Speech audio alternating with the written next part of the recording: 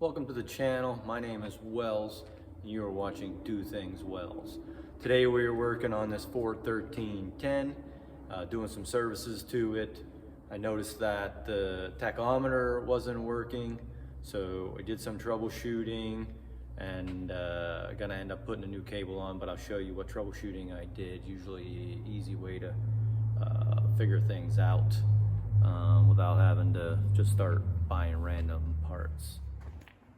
So the tach on this comes off of just below the fuel pump, which is right in here. Let me get a light for you. Which is right in there.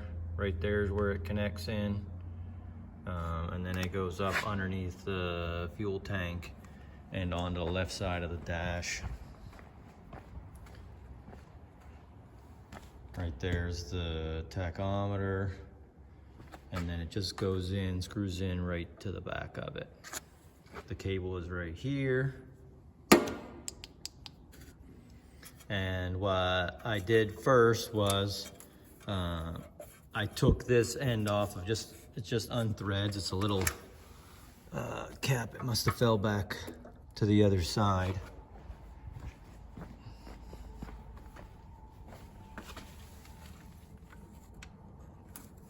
It's just this little, you just unscrew this little piece up from the back of the gauge. It just stays on the cable, it can't fall off.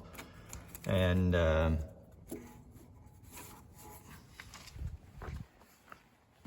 then what you can do is you just hang it out this side or wherever, and then you would turn the tractor on or just turn it over. And if this doesn't spin, it's the cable that is broken, and that's a really easy way to troubleshoot.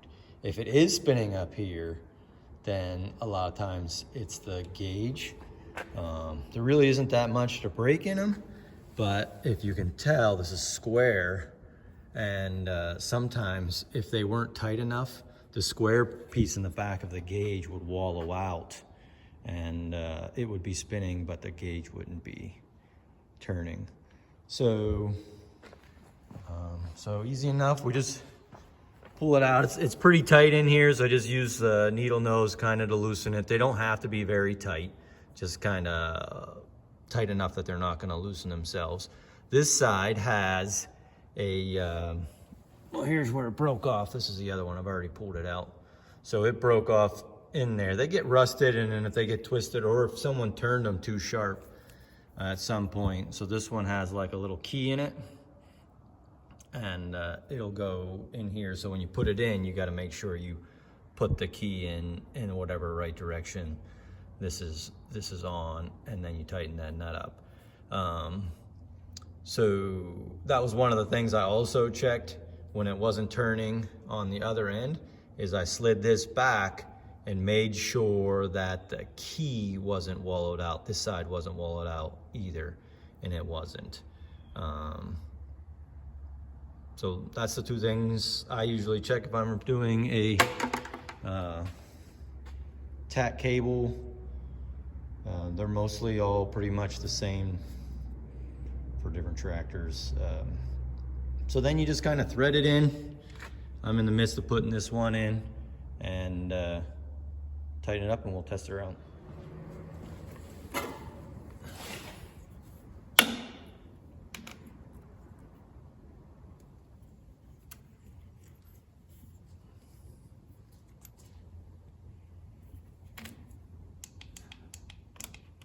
You define the position of that, so the tab is sticking up kind of at the maybe 230-ish range. We're gonna spin this, see if we get a little bit more.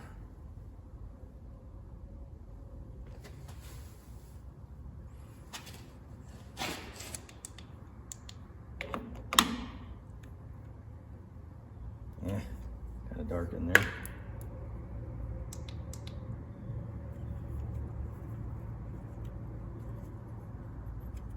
Gotta get that, there we go, to the end.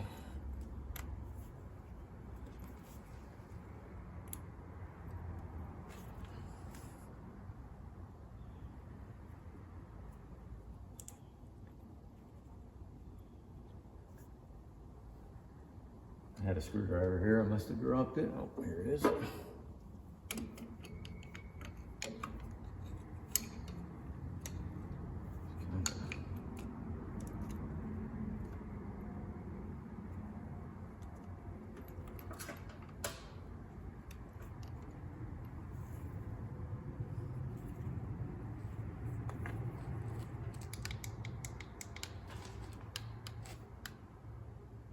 little bit off, I guess.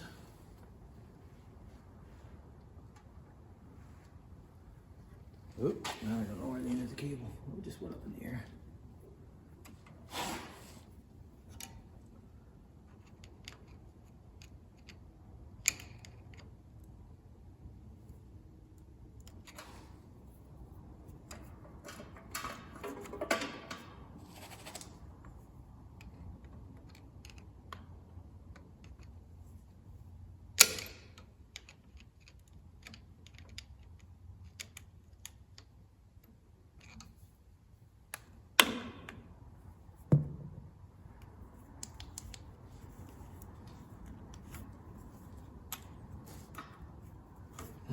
There, it slid in.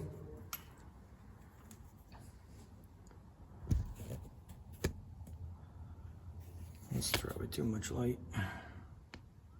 So then it's flush.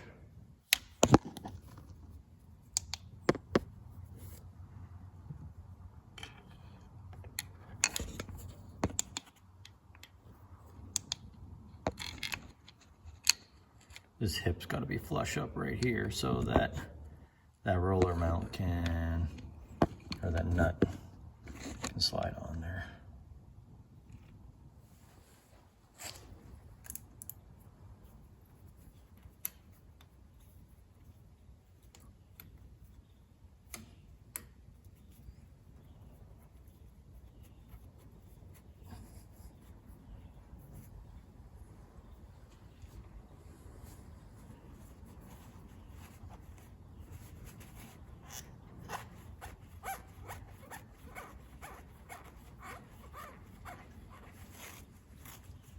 Classic, I threaded my rag in there. Just trying to get it dry.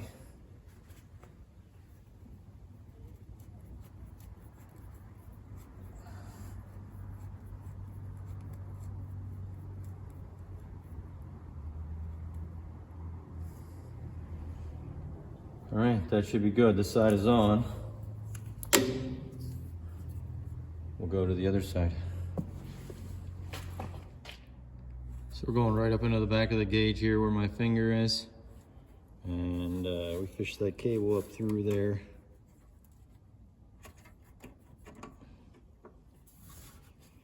Just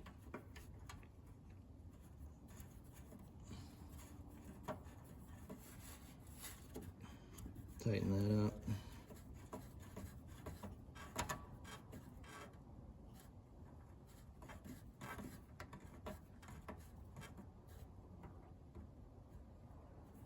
There, it's finger tight. See how it works.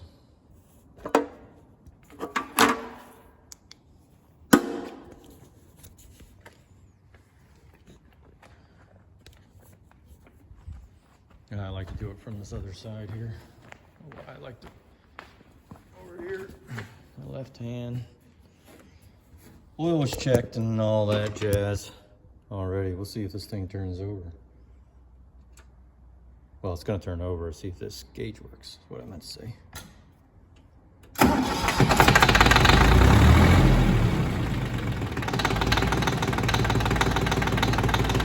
Nice. Got a tight spot in it. There, it's working a little bit better. Looked like it had a tight spot and spun a couple times real quick there.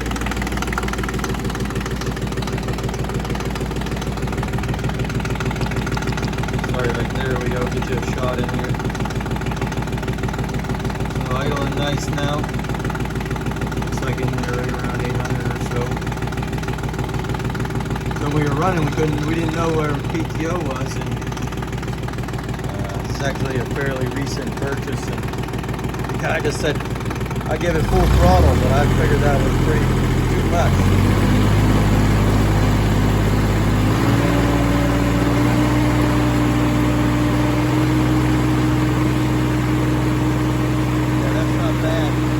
Full throttle was